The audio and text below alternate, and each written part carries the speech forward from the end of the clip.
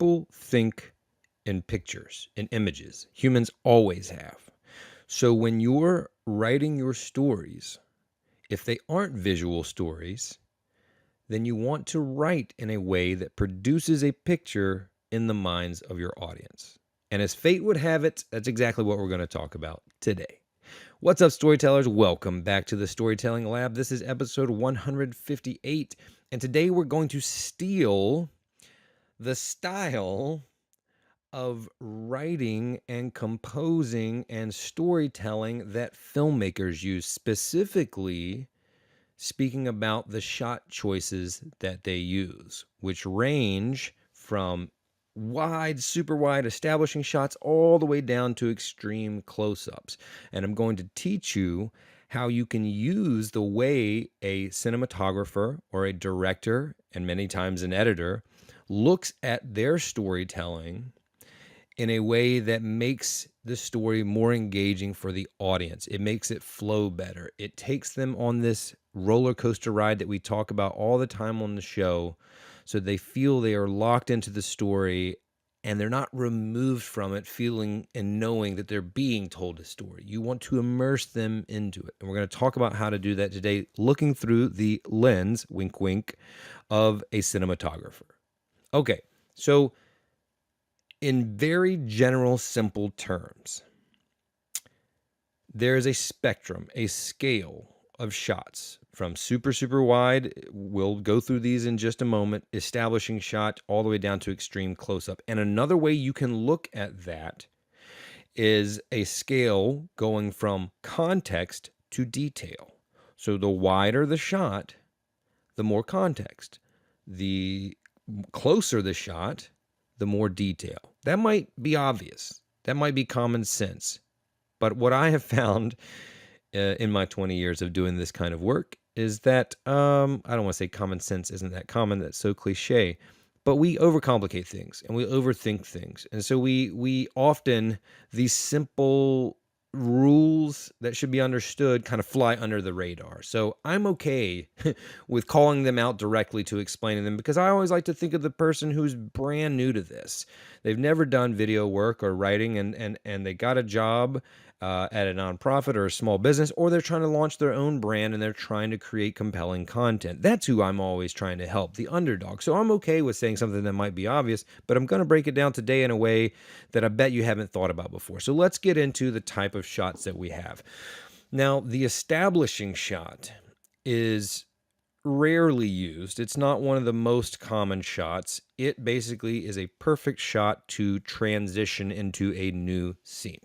If you don't know what that means, whatever your favorite television show is or movie, when they change scenes, it's the super wide shot just showing the setting, right? Kind of painting the scene of what we're going to see. If you're in Game of Thrones and you go to Westeros, it's that big shot as you're, coming into town. If you like Ted Lasso, it's the shot back at the stadium.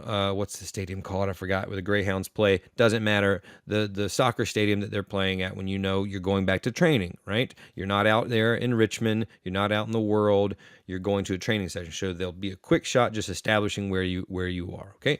The next one will be a very commonly used shot, the wide shot, also known as the long shot in some circles of filmmakers. The wide shot is generally, again, there's a little bit of a scale here, but generally it's going to be full body, maybe more, maybe wider than that. You can certainly have, different variations of wide shots. And that's going to show a lot of the context of what's going on in the bigger picture. The establishing shot's super, super wide, so you're not going to see hardly any detail except the details of the landscape. And that's important, but that's why we can't stay there, because we want to see people. We want to see our characters. The wide shot is showing in that scene what is going on, the context of what's going on. Medium shot. Now, this is probably the most versatile shot, the one that you will use the most. And it's generally waist up. It might be a little lower than waist, might be a little higher than waist, but generally waist up. A medium shot. This is action, reaction, interaction, right? Any of the play between the characters that we are following. And it's always shot in a way that the audience feels like they're in the scene. This is the shot that most directly engages the audience in a way where they feel like they're on the other side of the table, right? If it's a two people in the shot, Harry met Sally at the table. When you're seeing that medium two shot, you feel like you're the neighboring table, right?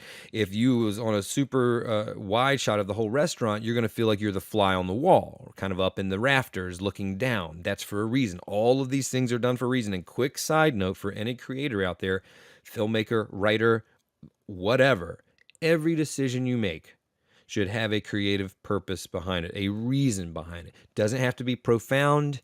It can be a small reason, but it should have been thought out and decided upon with, genuine care for the creativity behind it. So anything that you see that's happening in a movie, the red lamp in the background, all of those were decisions that were made. They didn't just happen by happenstance. However, if you write or create films well, unless it's intentional for the audience to notice that thing, you want it to feel seamless. That's what we're going to continue to talk about today. So the medium shot is the one where you're in there with them. It's all the action, the dialogue, the reaction, the interaction, etc. Then you have the close-up. The close-up shows detail, right?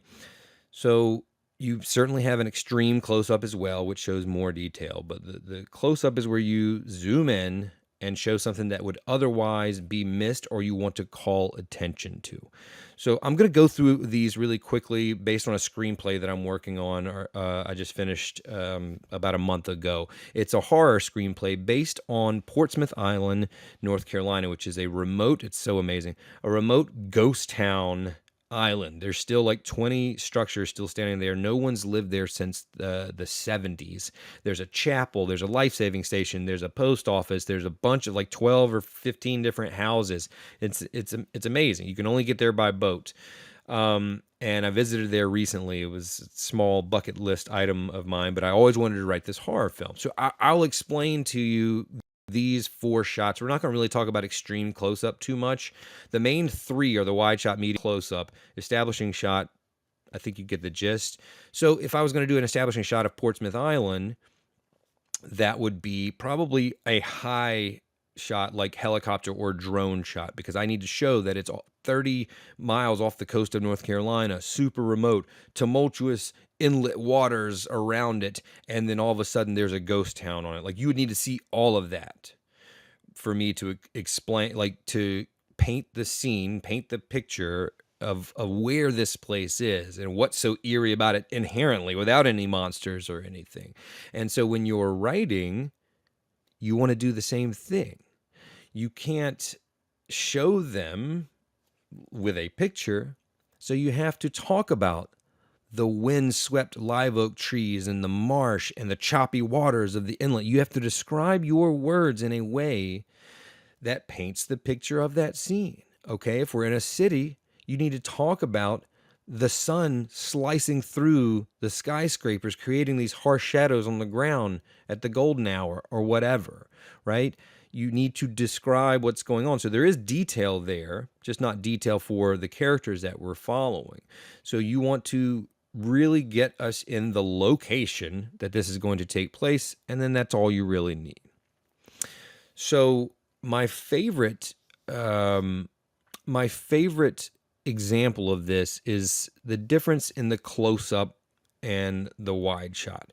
So if I show a character, which is generally going to be in a medium shot, and I wanted to show that they were scared, then I might zoom in and show the tears welling up in their eye, for example. There's many different ways you can do that. So if I have a character that's sitting there and I punch in and you see that, he or she are kind of shaking, there's a tear starting to well up in their eye, you're going to be like, oh crap, something's going on. They're scared. Something's happening.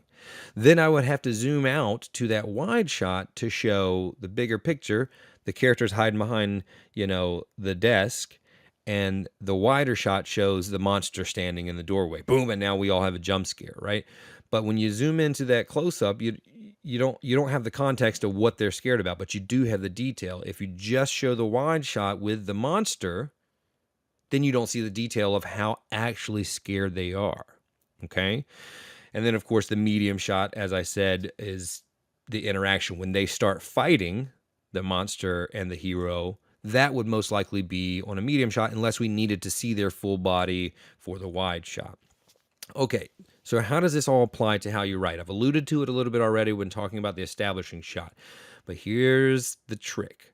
I think I am taking this from Quentin Tarantino. Don't quote me on that, but I think I'm quoting him on that. When you're writing a screenplay, often the director or whomever the future director will be, because if you're writing on spec, you don't know. They don't want you to put a lot of close up on, heroes' eyes because they want to make those choices. They're the director, and so you're often told as a writer not to do that. But Quentin Tarantino had this little trick. Now, yes, he didn't direct all the films that he wrote, but as soon as he was selected to be an editor, he wasn't just a writer any longer. He always wanted to be a director, but he did write some that he sold that he didn't direct in the beginning of his career. I digress. He had this point, which I love, that says you can make the close-up happen in your words. If I am writing in prose, in a novel, a tear welled up in Sandra's eye, a tear of fear, right? There is no other shot that the director could use other than a close-up. You'd have to, because the wide shot's too far away. Even the medium shot might not show something that detailed as the tear or the bead of sweat, rolling down her forehead. So you would need to do that. So it implies the close-up. So if you're writing a screenplay, that's the way to kind of force the director's hand. I'm not suggesting we do that, but this is all important. We'll get to why. But even if you're writing a book or a LinkedIn post or anytime you're telling a story, that's how you can do the same thing that a director or a cinematographer does to create this flow where we're using all of these different types of shots. If you just use one shot, it's completely boring. So when you're writing, you can, the medium shots will be the action and the dialogue. So that's your most versatile and probably most commonly used shot. When you show a little bit more context, that would be your wide shot, and you can do that with your words. And then, of course, when you're showing detail on something, the dirt underneath their fingernail, that's an implied close-up. That's an implied extreme close-up. This is so important in your writing when you want to have descriptive imagery, when you want to consume your audience's minds to be fully in the story and not removed as if I know I'm watching or reading a story, but I'm in it. So I don't even notice the cuts. I don't even notice the change in the way you write. I'll give you a quick example. I'm going to read this from my screenplay to show how you can be even a little more creative with it, because these aren't the only types of shots that you can use in filmmaking, obviously, and you can bend the rules a little bit. So, for example, you can have a medium shot that is close up on a wider lens, so it does have context in the background too. So you're effectively doing two of these shots. Okay, so I'm going to show you with my horror screenplay how you can do just that, how you can bend two of the shots in the same shot with only your words. So the scene is my hero, her name is Sheila, just heard a shriek from the monster that she's hiding from. Sheila is standing up, but still hiding behind the shed, watching the horizon for some sign of the sound she just heard. That's probably a medium shot. So yes, you could do it on a wide shot, but you don't want to be too far away. Medium shot is probably where you'll be, waist up, and showing her looking around the corner of the shed. But just as she does, a confused look comes over her eyes, and she pauses. There's another sound, a new sound coming from the other direction. The water. She turns and looks but can't see anything. The sound gets closer. She recognizes that sound. It's the sound of a boat motor. Okay, so if I were to do that shot, I would have a medium shot with her in the foreground, and in the background, you would slowly start to see, way, way deep in the background of this shot, a figure starting to emerge, glistening off the water. It gets closer and closer until you're like, oh, that's a boat. Oh, that's the guy she met that's coming to help her with the boat. So you could do that visually. You can't do that when you don't have images. But you can start to show some context with a wider shot by describing things in the wider perspective. So you're still in the medium shot, maybe even the close-up of her eyes, but when I start describing, hearing that sound that's getting closer, that's the sound of a boat motor. You're starting to do the same thing as you would visually when you're starting to have that little image creep into the background. So effectively doing the same work that a medium shot and a wide shot, or a close-up and a wide shot, do.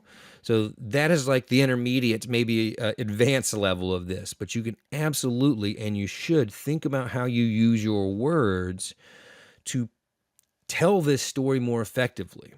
And finally, we're going to talk about why this is so important.